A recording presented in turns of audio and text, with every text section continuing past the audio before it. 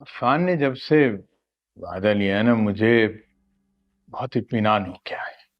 लेकिन मुझे ये समझ नहीं आ रहा कि एमल को क्या हो गया है। एनी से इतनी बदगुमान हो गई है, इतना बड़ा झूठा इल्जाम लगा दिया है उसके ऊपर। और एनी, वो भी उसके बारे में पता नहीं किस तरह की बातें कर रही थी। समझ नहीं आ रहा है हो क्या रहा है। अभी तुम एमल और एनी दोनों को छोड़ो, डायरेक्ट जाके फाखरा बहन से बात करो, उनसे पूछो कि सही मामलों में मामला क्या है।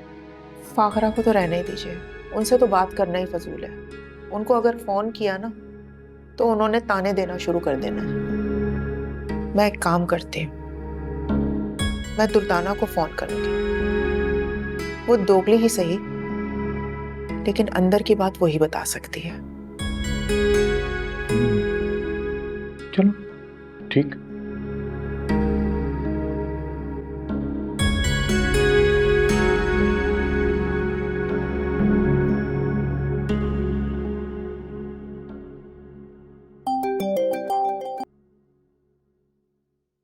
अस्सलाम वालेकुम। वालेकुम अस्सलाम, कैसी हैं आप?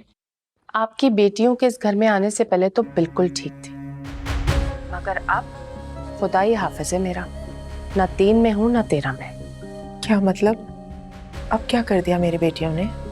हैरत है, इतना सब कुछ हो चुका है आपकी बेटियों की वजह से इस घर में, और आपको कुछ पता ही नहीं है। सबका जीना हराम हो चुका है। आप ही बता दीजिए कि एमल और एनी ने किया क्या है। आपकी बेटियां तो एक दूसरे की जानी दुश्मन बनी बैठी हैं। एमल ने तो हद ही कर दी, अपनी और अपनी बहन की लड़ाई में उमर को जान से मारने की कोशिश की है उसने, पता है आपको? ये क्या कह रही हैं आप? ऐसा कैसे हो सकता है? ऐसा हो चुका है। आपकी बेटियां किसी को सुकून से रहने नहीं देंगी। और अब आपको आपकी बेटी एनी के करतूते बताती हूँ। हमारे अफान के साथ चक्कर चला रही है वो। बेवा होकर, एक बच्चे की माँ होकर वो हमारे शरीफ से मासूम से लड़के को फंसा रही है। इल्जाम लगा रही हैं आप एनी पर।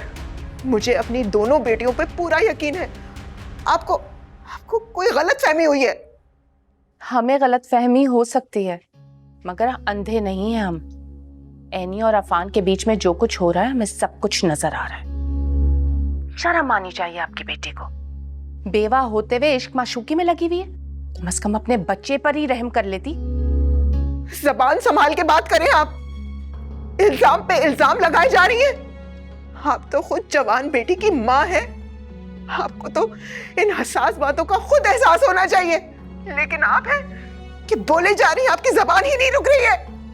लो भाई, उल्टा चोर कोतवाल को डांटे। मैं आपको आपकी बेटी की करतूतें बता रही हूँ और आप उल्टा मुझे मेरी बेटी के ताने देना शुरू हो गई। 70 लाख गुना बेहतर है मेरी बेटी आप लोगों की लड़कियों से।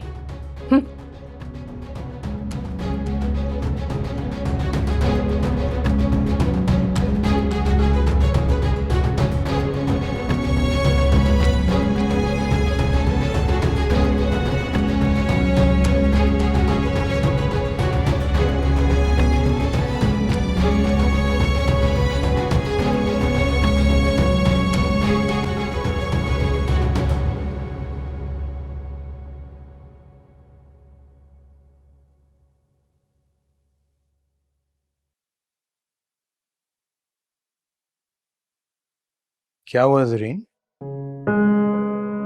किससे बात कर रही थी? दुर्दाना से। तो ताना से तो क्या कहा उसने? हाँ, कुछ नहीं। अब ये कुछ नहीं कहा तो फिर इतनी परेशान क्यों लग रही है? कुछ बड़ा हुआ है क्या? नहीं तो, ऐसा कुछ भी नहीं है। बस कह रही थी सब ठीक है वहां पे। ठीक है। अरे भाई, अगर सब ठीक है तो फिर एनी और एमल एक दूसरे से इतनी बदगुमान क्यों हो गई? दरअसल एमल की कोई औलाद नहीं है, और एनी और उमर को एक साथ देख के वो बहुत ज्यादा महसूस करने लगी है, इसलिए तो चिड़चिड़ी हो गई है, एनी से लड़ने लगी है वो। कि देखो अगर ऐसी बात है तो एमल को यहाँ बुलाओ, हम दोनों मिलकर उसे प्यार से समझाएंगे तो वो समझ जाएगी। अल्लाह खैर करेगा, इंशाल्लाह उसकी भी गोद जल्द भर जाएगी। आमीन।